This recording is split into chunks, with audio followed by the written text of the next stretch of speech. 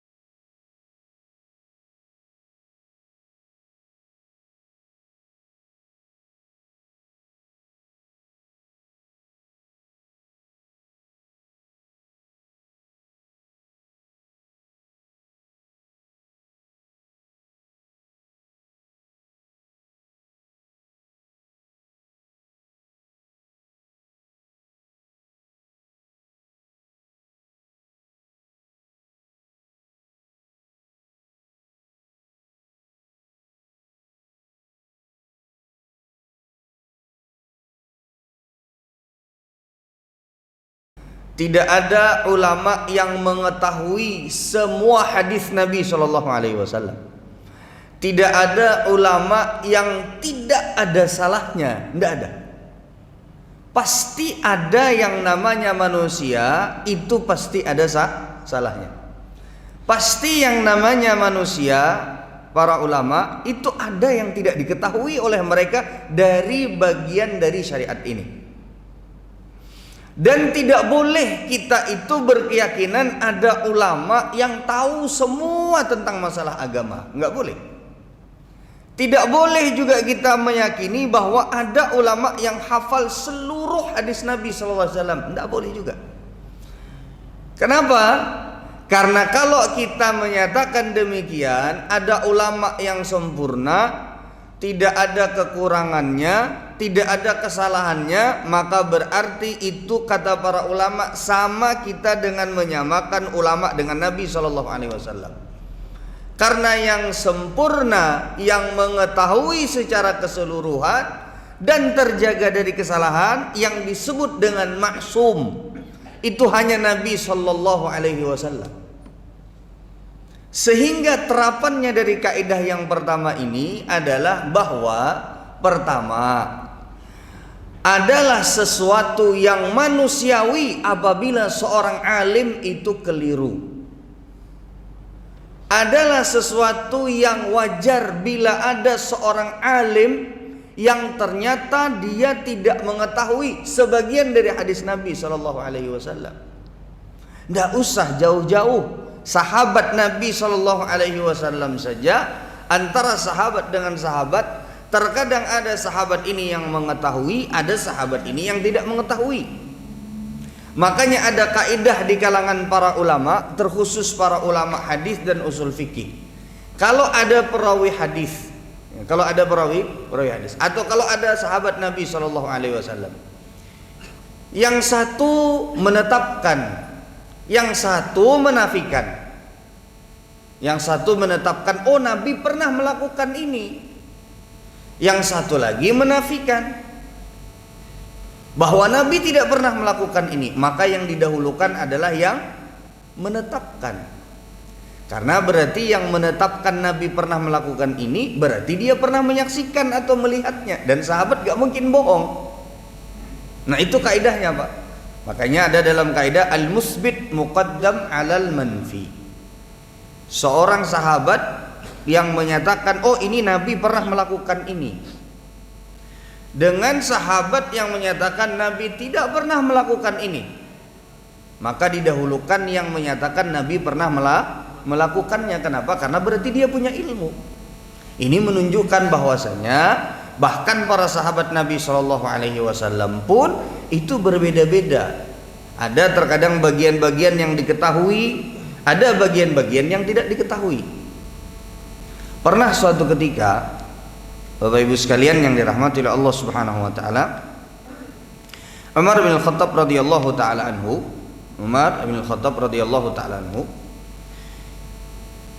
itu pada suatu ketika, ini kisahnya masyhur sekali.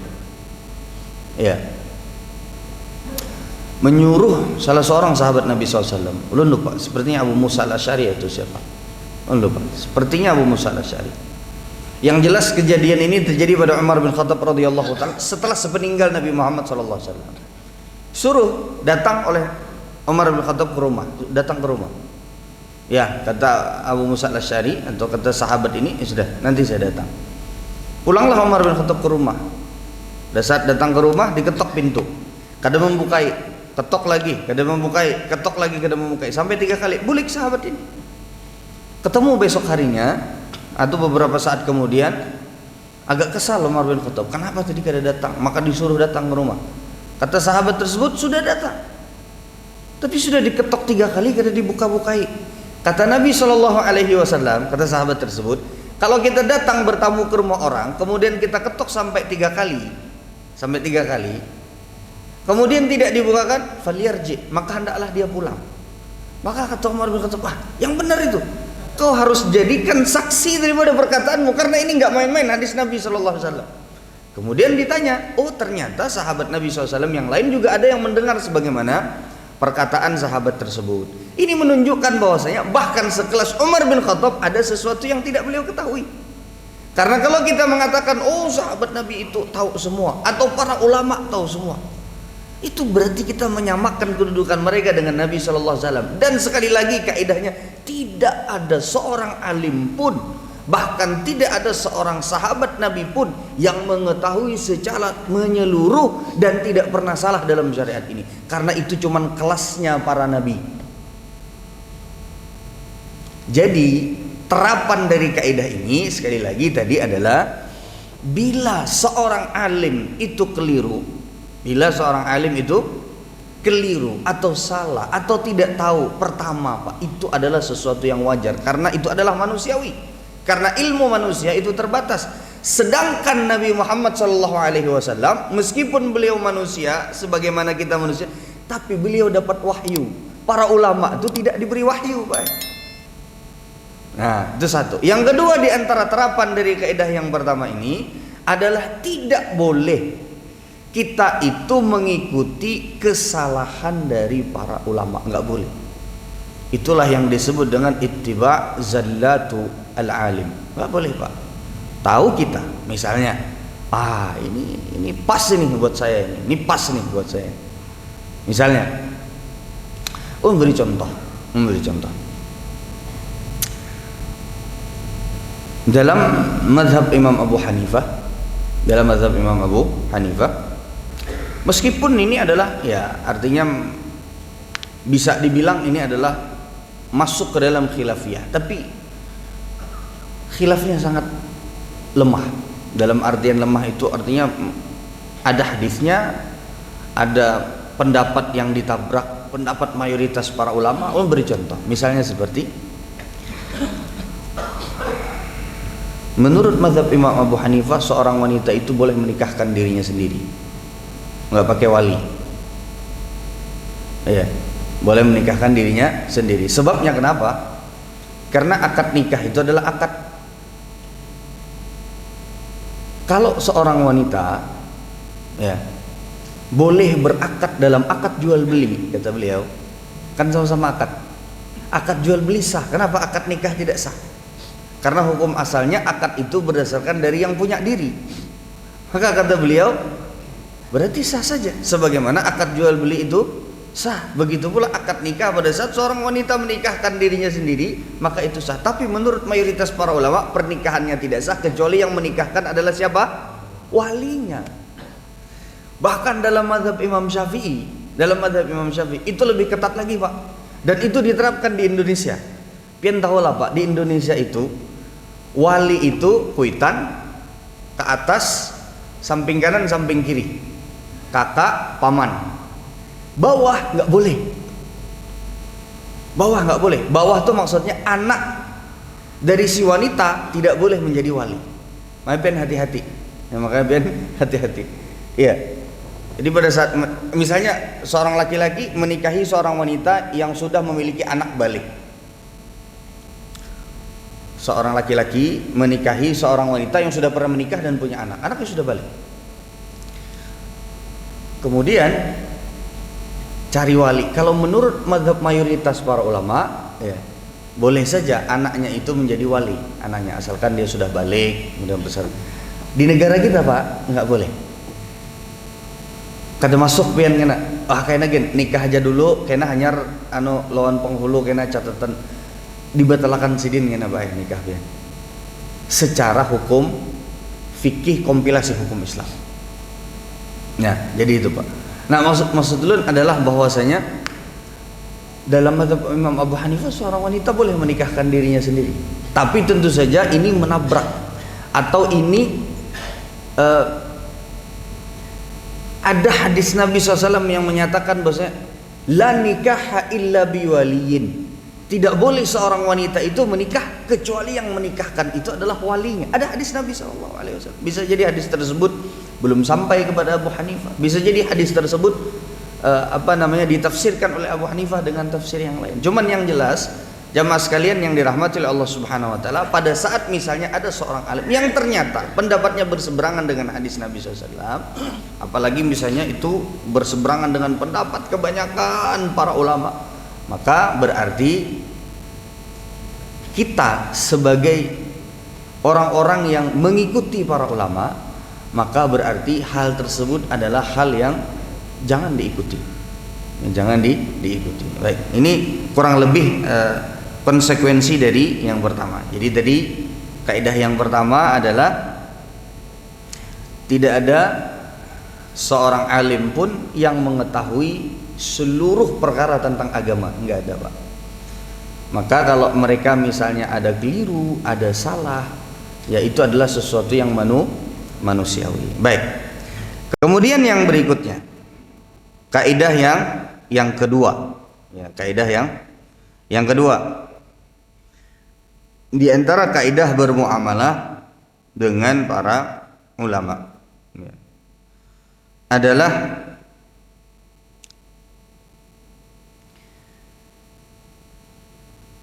melihat atau berusaha mencocokkan apa yang kita ingin pelajari dengan spesialisasi mereka. Ulun beri contoh.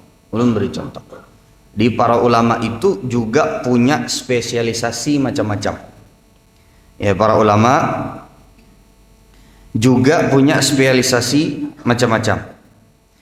Pernah Nabi SAW itu menyebutkan, ya pernah Nabi SAW menyebutkan terkait dengan macam-macam keahlian dari para sahabat Nabi SAW.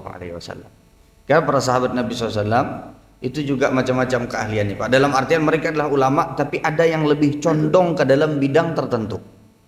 Ada yang lebih condong kepada bidang tertentu. Ya. Contohnya seperti